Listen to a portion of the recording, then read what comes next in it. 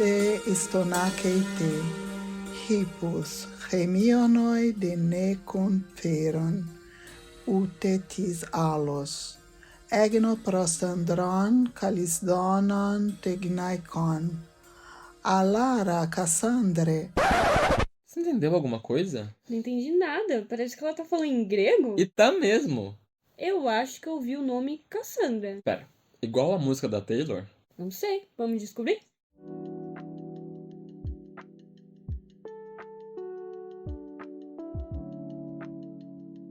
Seja bem-vindo ao Homero Pop, o seu podcast de cultura, mitologia e literatura com uma pitada de mistério histórico e, é claro, um toque de polêmica. Esse podcast é parte de um projeto de extensão universitária, realizada por alunos do curso de Letras da Universidade de São Paulo. A nossa proposta é trazer à tona essas influências homéricas de um jeito diferente, com bom humor, leveza e sem aquela vibe academicista que às vezes pesa. Meu nome é Bruno. Meu nome é Isabela, e no episódio de hoje nós vamos falar sobre a representação do Homero na música.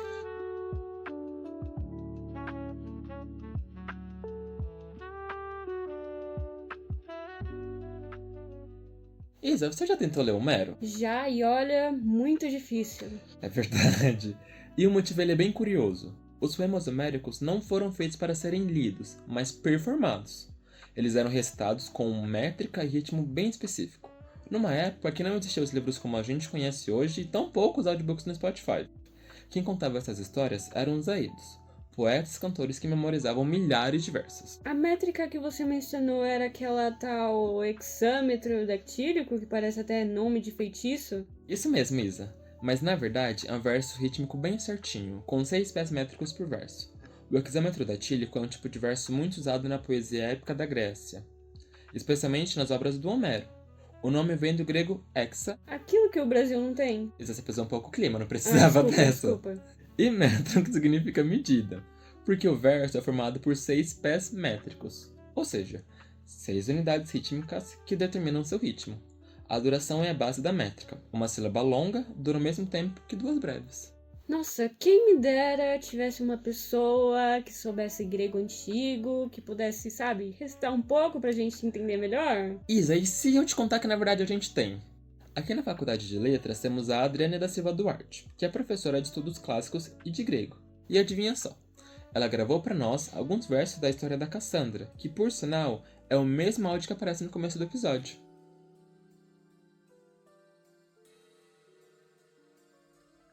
Alate de poron ixon eureios potamoio, xanto dineentos honathanatos teketos deus. Hermeias mene peita pebe prosmacron Olympon. Eos de crocopeplos ecnitato passan epaian.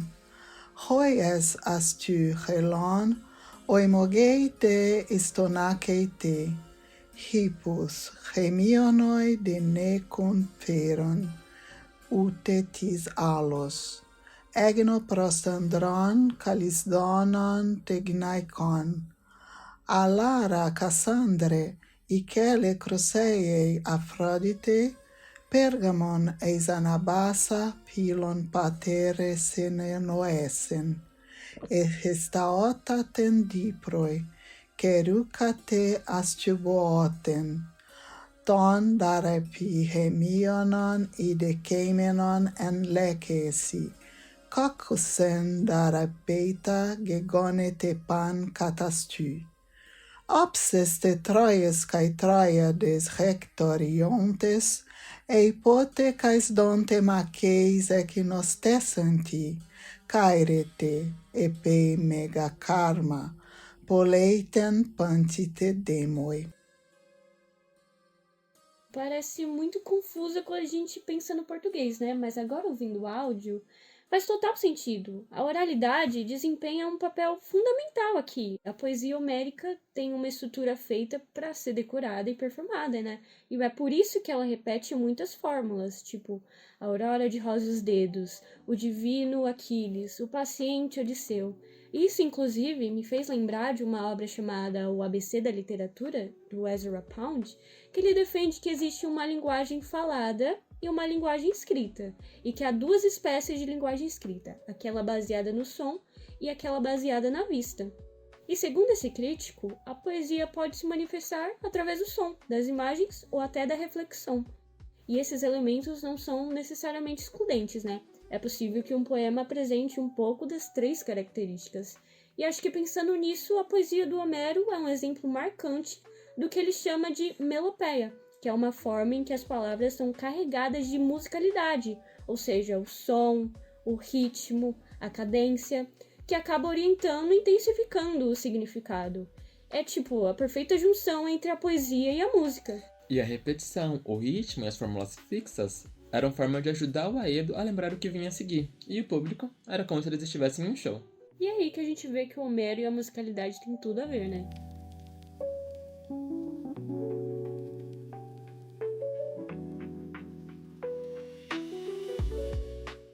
Essa musicalidade poética morreu com os Aedos? Não, pelo contrário, a poesia cantada continua viva até hoje. Mais uma vez citando Ezra Pound, ele enfatiza a importância da dimensão sonora da poesia, aquilo que nos afeta pelo ritmo e pela musicalidade das palavras, para além do conteúdo semântico. E isso a gente pode perceber muito bem no Homero, né? Não se compreende seus poemas apenas com os olhos, mas também com os ouvidos. Exatamente, Bruno. Na Antiguidade Clássica, inclusive, a poesia e a música eram uma coisa só. E acreditem ou não, essa união ainda está presente nos poetas da atualidade. Só que agora é diferente, né? Eles usam guitarra, sintetizador, bateria. Toda essa conversa, Isa, me fez pensar se o Homero influencia a música contemporânea, sabe? Tipo, de alguma forma, o Homero ele é revivido nas composições atuais? Bruno, ótima pergunta. Esses dias eu tava ouvindo a Taylor Swift e ela tem uma música que fala sobre a Cassandra. Eu acho que é aquela que fala So they kill Cassandra first, cause she feels the worst. Essa mesmo. Se a gente traduzir esse trecho que você citou, fica assim, ó. Eles mataram a Cassandra primeiro porque ela temia o pior. Mas pera, Isa. Eu não me lembro ao certo por que mataram a Cassandra. Então, vamos lá. Babado forte. A Cassandra era uma das filhas de Príamo, o rei de Troia. E ela era a sacerdotisa do templo do deus Apolo. Por isso, ela tinha um dom de prever o futuro. Mas o deus Apolo teve um grande interesse nela e ela não o correspondeu. Por isso, ele amaldiçoou ela, tirou o poder de persuasão e a capacidade de ser acreditada. Meu Deus, Isa, que Você história! acredita nisso? E pensar que, ela chegou a prever a queda de Troia, a morte de Agamenon, mas ao invés de ser escutada, ela foi ridicularizada e desacreditada. E esse foi o final dela? Na verdade, não. Lembra que ela tinha previsto a Guerra de Troia? Lembro. Pois bem, de fato, a Troia caiu. Todo aquele rolê lá do cavalo, e enfim. Quando a Cassandra foi entregue ao Agamenon como espólio de guerra, ela foi levada a Micenas e se tornou concubina dele. E mais uma vez, ela tentou anunciar que o Agamenon seria morto. Mas a sua profecia não foi levada a sério. E quando eles voltaram para a cidade de Agamenon, a esposa dele, a Clitemnestra, assassinou ele e a Cassandra. Não, pera. Foi por isso que a Taylor falou que tentaram matar a Cassandra primeiro? Como se ela fosse a própria Cassandra? Não exatamente, né? Acho que a Taylor tava querendo dizer outra coisa, né? A treta dela é outra. Isa, toda essa história me fez lembrar de uma outra música sobre a Cassandra, aquela da banda ABBA. Nessa música, o eu lírico se desculpa com a Cassandra, dizendo que ele não sabia que ela tinha esse poder. Eu acho que ele tá falando sobre o poder dela prever o futuro. É exatamente isso. A Cassandra da Taylor parece que ela se identifica com a figura mítica, né? Sugerindo que as duas compartilham a mesma experiência de serem invisibilizadas. Já a Cassandra da banda ABBA soa como um pedido de desculpas por não terem, acreditado nela, como se o dia da sua profecia finalmente tivesse chegado. São muitas as releituras do mito ao longo do tempo, né? Cada um destaca aspectos distintos. Uns destacam a rejeição, a solidão, outros a verdade ignorada. De certo modo, essas versões mantêm o mito vivo, né? Renovando o significado, aproximando de nós, como se a Cassandra fosse, afinal, uma de nós, sabe? Faz total sentido. Agora mudando um pouco de assunto, toda essa conversa sobre as Cassandras e suas representações me fez pensar em uma cantora norueguesa muito conhecida, ela se chama Aurora. Ela tem um álbum chamado The Gods You Can Touch, Os Deuses que Podemos Tocar, tá vendo tradução literal. E o título, na verdade, ele já entrega tudo, Isa. Já que nesse álbum, Aurora se inspira na mitologia grega para falar dos desejos, dos excessos, das culpas, dos amores, dos nossos prazeres, da inocência e também da liberdade. Por exemplo, na canção Blood in the Wine, Sangue no Vinho, ela faz referência ao deus Dioniso. Conhece, Isa? Conheço. Aquele da festa, da loucura, do vinho sei e até bem. do sexo. Nessa música são retratados os excessos e o perigo da entrega total, que de fato pode ser prejudicial. É. Agora, em uma outra canção, a Aurora fala que o Dionísio ele acolhe os marginalizados, os excluídos e os que dançam. Ou seja, aqui ele é exaltado com a alegria representada de uma forma totalmente diferente. Sim, isso mostra mais uma vez como a interpretação e a releitura dos mitos acontecem o tempo todo na nossa cultura. Tem até um artigo sobre o mito e o discurso mitológico na literatura que os autores apontam que a natureza humana está profundamente ligada à criação de ideias por meio de narrativas. Então, quando a gente é desses modelos culturais que são carregados de valores morais e éticos, a gente está, na verdade, interpretando processos culturais. E toda essa interpretação também é metafórica. Por isso que ela nos aproxima do que a gente chama de mito. E esses exemplos das músicas mostram como os mitos não são apenas histórias antigas, mas estruturas vivas que seguem sendo reinterpretadas e ressignificadas. Eles funcionam como moldes narrativos que carregam valores, questionamentos e metáforas sobre a experiência humana. Assim, os mitos permanecem presentes no nosso cotidiano, ajudando a dar sentido ao mundo ao nosso redor, refletindo tanto as mudanças culturais quanto as constantes da natureza.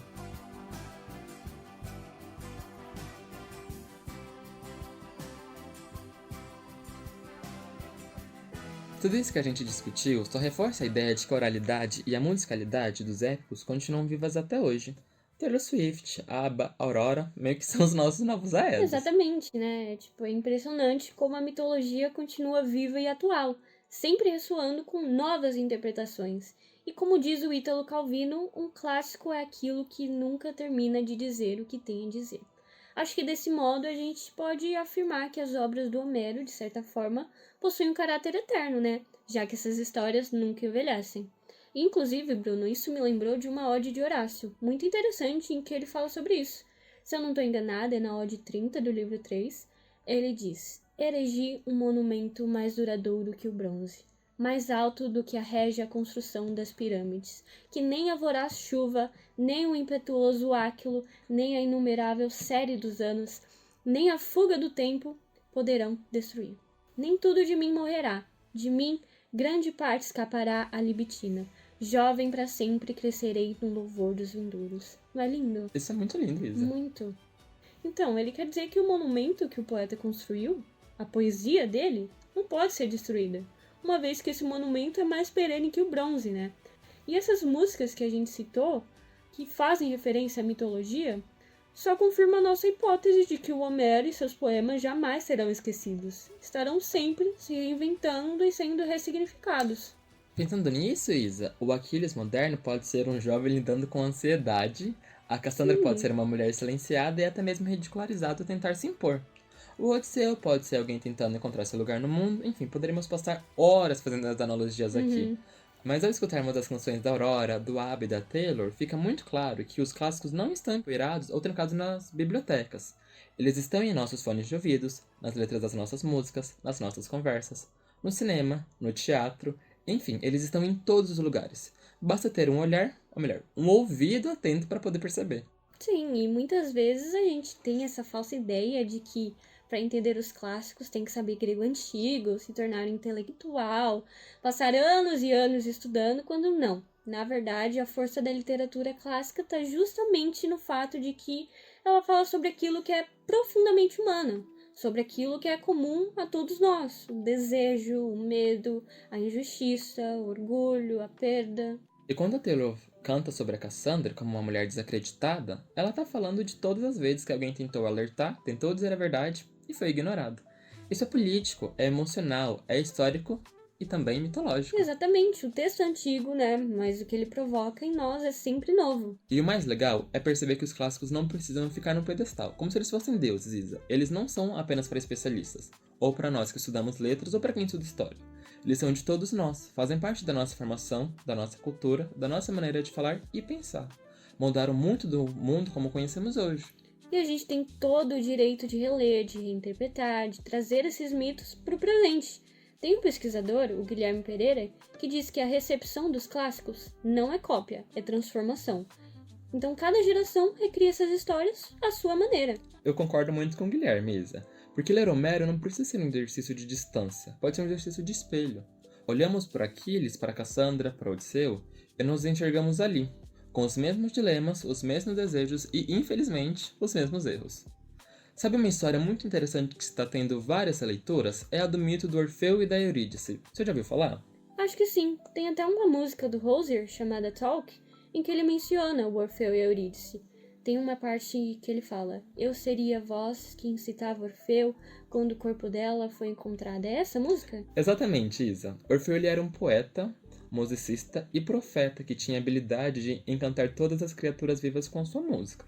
Ele era tão poderoso que já conseguiu anular a hipnose das sereias com o canto dele. Uau, poderoso, Ele era né? muito Deixa poderoso, ele. ela era muito poderosa. Muito legal, mas onde entra Eurídice nessa história? A Eurídice era sua esposa.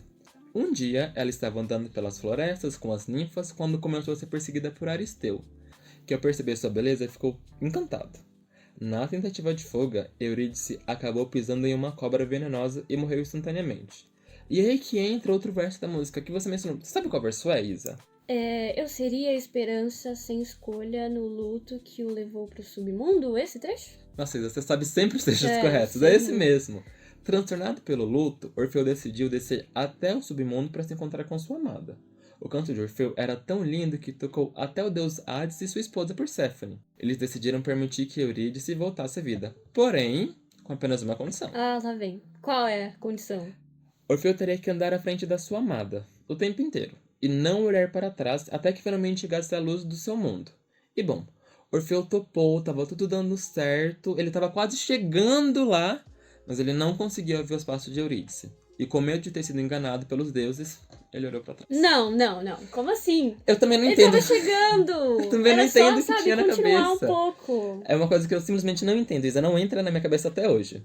Ele se virou e Eurídice foi levada pelos mortos na mesma hora. Assim, muito triste, né? Mas o Hozier é tipo o último romântico do mundo, né? Porque ele compôs uma música na qual o eu lírico compara o seu medo de perder a sua amada ao medo de Orfeu de perder a Eurídice. Olha, eu não acho que ele seja bem o último romântico do mundo. Eu entendo que no refrão, esse eu lírico acaba jogando a real e fala como escolheu essas palavras bonitas e lutadas de paixão, tipo de propósito. Na verdade, ele só tava tentando seduzir a outra pessoa com palavras vazias. Pior que eu super cairia nesse papinho. Aí, se você pudesse falar, eu também. Mas, mais uma vez, né? A gente vê que o mito tá sendo ressignificado, reinterpretado. Porque, no fundo, a mitologia não é só sobre os deuses. É sobre nós também. Sobre a nossa tentativa de entender o mundo, de dar sentido à dor, de buscar alguma beleza mesmo nas tragédias. É por isso que os clássicos não morrem. Eles se transformam. Eles cantam com a gente e eles sobrevivem com a gente.